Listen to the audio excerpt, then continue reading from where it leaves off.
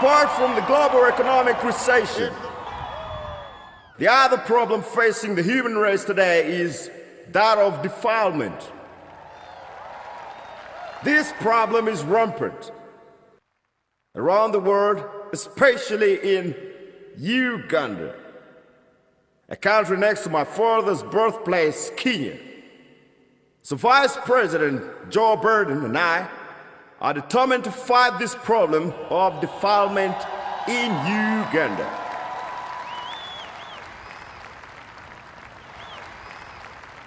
So to you, my friends, in Uganda, I say, muleke lawo o kwata obwana obuto.